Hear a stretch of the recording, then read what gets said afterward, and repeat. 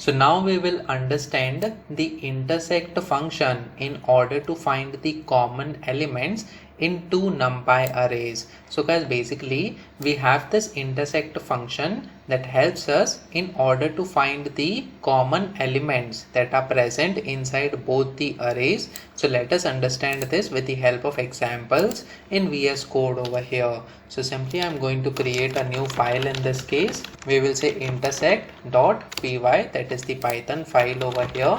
We are going to import the NumPy library as np. Now guys, first of all we are going to define the array1, it is equal to np array, and let us provide the 5 numbers, that is 1 2 3 4 5. And similarly we will have array2 as well, and in this case we will have some common elements from the first array also.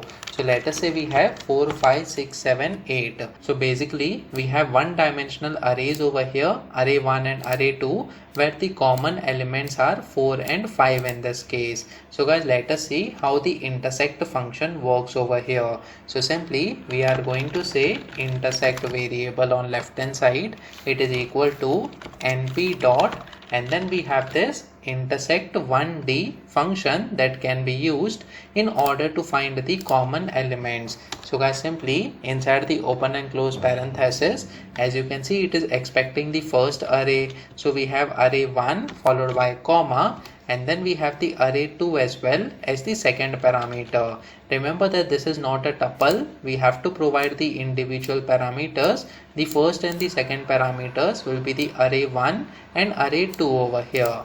Now let us see what will be the content inside this intersect function over here. So simply we will say intersection, or the common elements in this case. So we have common elements in both arrays. So we have this particular string, it is equal to, and then simply we are going to provide the intersect variable name. So let me just save this file now and try running this code on the terminal. So as you can see, we have the common elements in both arrays, it is 4 and 5 over here. That's because these are the two elements that are present in both the arrays over here.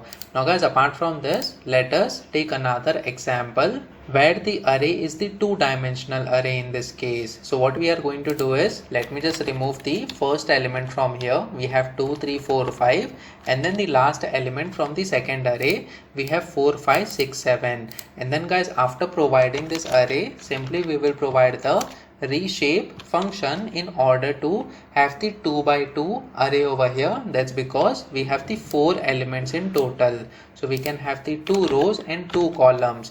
So simply we have provided the shape over here, that is 2 by 2. Let us confirm this. So we have the reshape function over here, and we have to provide the shape as the tuple in this case. So simply we will provide 2 comma 2 over here. So this is the first parameter in the form of tuple, and simply I'm going to copy this particular reshape function and paste it for the array 2 as well. So we have the 2 by 2 matrix for the second array also. Let us see whether this intersect1d function works on the two-dimensional array over here, as you can see. So when we save this file now and try running this code once again over here on the terminal, so as you can see, we have the 4 5 elements that are the common elements in both the arrays. Let us confirm whether we have the 2 by 2 matrix for both the arrays over here.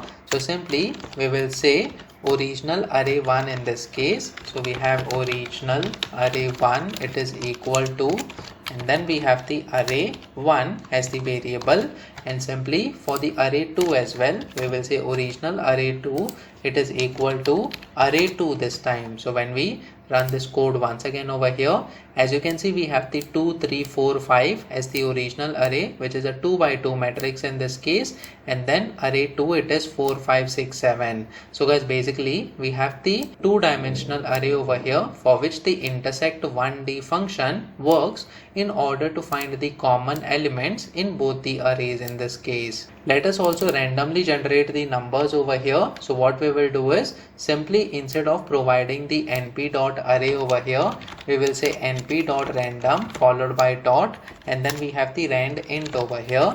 Simply we will provide the lowest number as 1 followed by comma, and then the highest number as 11 followed by comma, and let's say we want the array size of 10 over here, so we will have the 10 elements in this case, and then we are going to reshape it into 2 rows and then 5 columns. So the second parameter should be 5 inside the tuple over here.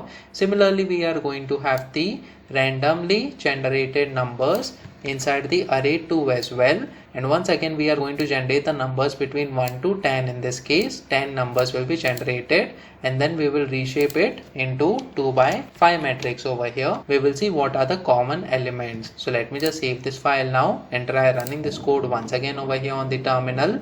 So as you can see, we have the original array, that is 81413 and 54636. This is the 2 by 5 matrix, and array 2 as well, the 2 by 5 matrix over here. Now the only common element in both the arrays is 5, as you can see over here. Now let us run this code once again in order to generate a different set of numbers. So now as you can see, we have almost 6 numbers over here in common inside both these arrays, and that is what we are able to get by using the intersect 1D function over here. So it works for the multi-dimensional arrays as well as far as the NumPy library is concerned. So guys, in case you have the requirement wherein you want to find the common elements within the 2 arrays over here, you can simply make use of the intersect 1D function in order to find the common elements. So comment in the comment section below whether you have learned something out of this video. Please make sure that you like this video so that it reaches to more people, and subscribe to this channel so that you get the notifications on upcoming videos as well. I'll see you in the next video. Till then, stay tuned.